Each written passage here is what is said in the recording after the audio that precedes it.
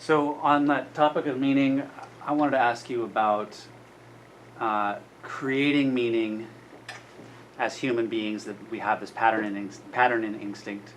Do we also, is there meaning outside of ourselves that we're picking up on in nature as well? Yeah. Well, this is a profound discussion that we're engaging in here. Really thanking everyone just for these questions. It's great we get a chance to kind of delve into these questions together. And my own sense is that, and this goes somewhat outside of the context of this book. I don't delve too much into this question of the sort of external source of meaning, except that when we look at the systems understanding of the world, a lot of the leaders in that way of thinking recognize that basically any living organism, down to something as small as a single cell, actually its very existence, the very definition of it being alive, is it has a purpose. And that purpose is its meaning.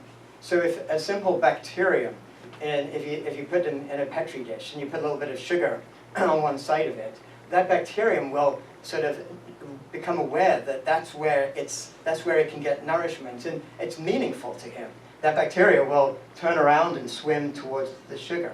And when you expand that out from bacteria to simpler organisms, and then to mammals and animals, and then to humans, you realize that we share actually this deep sense of purpose in life with every living entity everywhere around us.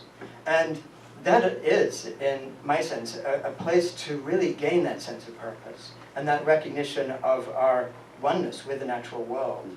And so that's part of this notion of the possibility of an integrative way of living our lives, and not just our lives individually, but the more our society can get to recognize this connection with the natural world, then it gives us a different way of looking at how we relate to the world. So in the book, we look a lot about how the Western view developed of conquering nature.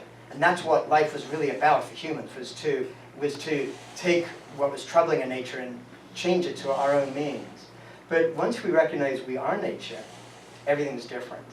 And in fact, there's something I loved. I was at COP21, the big climate conference that our current president has decided to pull us out of the agreement of fairly recently. But at that place, there were a lot of demonstrations of people, and indigenous people, really fighting for what was possible.